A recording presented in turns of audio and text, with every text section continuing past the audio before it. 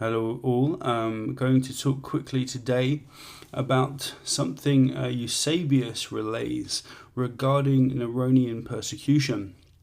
Now it's quite probable that Nero was viewed as a rather nasty human being in early Christian texts, though we don't really find too much in the Roman accounts, and by all accounts it seems as though Nero was not the bloodthirsty maniac many Christians later saw him as. There is reference here to Tertullian, and Eusabius obviously talks about a fairly vague Neronian persecution, but the reason I'm talking about this today is that Tacitus' account of this persecution is often is often brought up in relation to what Eusabius says, and it does not look like Eusabius is referring to Tacitus's works. He doesn't name Tacitus as an example, and it's probably likely that he would have, because it would be a golden opportunity to really anchor an old historian into the framework here of early Christianity. He does not do that, and he doesn't do quite a number of things as well. So we're just going to go through this quickly and really try and ascertain here what Eusabius was using, and that again this helps us understand why the testimonium here of Tacitus regarding Jesus Pilate, the persecution, is probably a later interpolation as well. So it's called a full cross-checked textual and probabilistic study of ecclesiastical history 225 and the Annals 1544. The introduction here. This document presents a fully cross-checked scholarly analysis of Eusabius of Caesarea's ecclesiastical history 225, specifically assessing whether he demonstrates any knowledge of Tacitus' Annals 1544 and the famous account of Nero's persecution following the Great Fire of Rome. Eusabius' account of Nero's persecution here based on the best Greek manuscript evidence, G. C. H. Schwartz, Lake Loeb, Alton. Here we have Eusabius records. So this is the thing that Eusabius records. Nero began persecuting the apostles. But Paul was beheaded, Peter was crucified. So this is early church tradition. Gaius of Rome testifies to the apostles' tombs. Dionysius of Corinth confirms their martyrdom. Okay, so he's writing in about the 180s. Tertullian, Apology 5, states that Nero was the first to rage against the Christians. And Eusabius closes by noting that many Christians suffered cruel punishments during Nero's reign. So he is referring to something here. And Eusabius here in about 320-ish. Absence of Tacitus in Eusabius, though. This is quite interesting. Notable absence is no mention of the Great Fire of Rome, 64 CE. There's no mention of Nero blaming Christians for the fire. This is all specifically in the Tacitan account. No description of public tortures, burnings, or mockeries. So no further description. No reference to Christus being executed under Pontius Pilate as well, which would be useful for Eusabius to have picked up on. No use of Roman legal terms such as superstitio, so no echoing of Tacitus' wording in his account. No mention of Tacitus or any Roman historian either, right? So the spurious Roman history interpolation. A Latin interpolation, Haec etim Romanus historicus proditit, appears in some later Latin manuscripts. This phrase is absent from all early Greek manuscripts. Okay, so Roman historians' interpolation, that's important, and I'll pick that up again, I think, in a later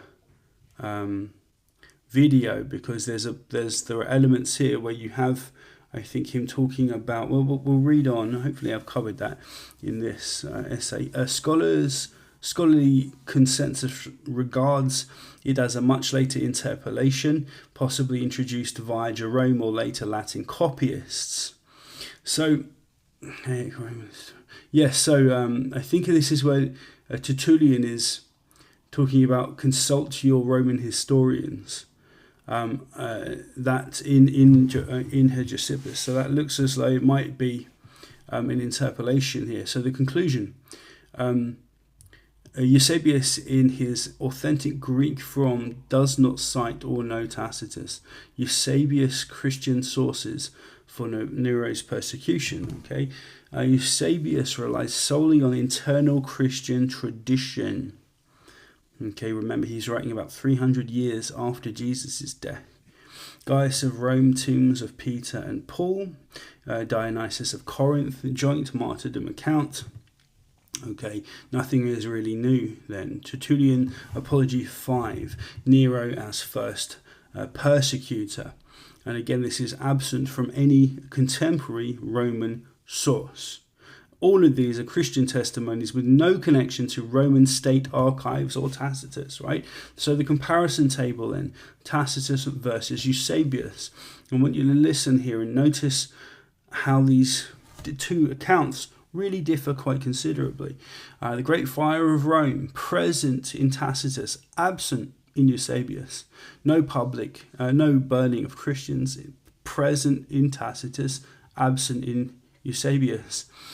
Public spectacles, burnings and mockeries, present in Tacitus, absent in Eusabius. And remember the Human Torch stories we get in Tacitus, they're not in Eusabius.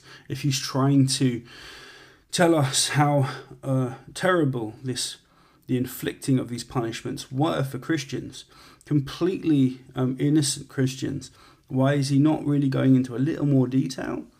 Christus executed under Pilate is present in Tacitus, probably a medieval interpolation by now. Absent in Eusabius. Roman legal terms that Tacitus uses are present in Tacitus, absent in Eusabius. Tacitus's name, obviously present. Eusabius, absent. Source bias, Roman archives, allegedly. So Tacitus is what people say he's using Roman archives to give a patina of validity to his account. In Eusabius, obviously, is using Christian tradition, which by the 300s is fairly well established. So the patristic silence on Tacitus Annals 1544 again. So this is quite interesting. No Christian writer prior to or contemporary with Eusabius demonstrates any knowledge of Tacitus's account, including Justin Martyr, Irenaeus, Clement of Alexandria, Origen, Lactantius, or Tertullian. None of them can even be seen to be referencing Tacitus's account, and they're not bringing any of the details that Tacitus supposedly gives to their writings on the persecution, right? So it does just appear that they don't know it. It's only with Sulpicius Severus that we see basically the entire kind of watered down account, which I say is the earliest account. It's Tacitus's Annals there, but in its basic form, and he's just Severus is just writing his own account, and it's then later used as the scaffolding for Tacitus' account here, his testimonium.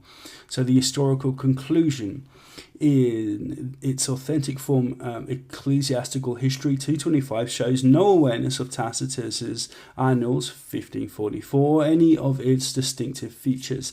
This passage draws entirely from internal Christian sources. Amidst the Great Fire, Nero's scapegoating tortures, Christus under Pilate, and legal terminology, the later Latin Roman history insertion is universally regarded as spurious and absent from early Greek evidence. We did a little Bayesian probability analysis here just for fun. We now turn to the formal probabilistic modelling to assess how Eusabius' silence affects the authenticity of Tacitus. The hypothesis here, I won't go through all of this, but essentially the Bayesian calculation here is about 95. Let me see here. I'll just read the ending. After full incorporating Eusabius' silence, the probability that Tacitus's annals here, 1544, exists in its time drops from 70% to approximately 11%. That it might have been using Tacitus's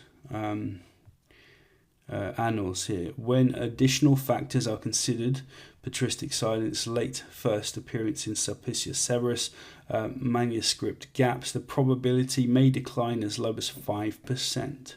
So not good for Tacitus. We got some primary sources there. So some key scholarly references again.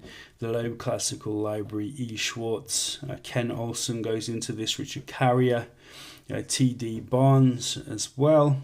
So notes on the Bayesian analysis. The priors I selected are fairly charitable to the pro-authenticity case, starting at a 70% prior for Tacitus's authenticity. The likelihood, 5% for Eusabius' silence if Tacitus's account existed.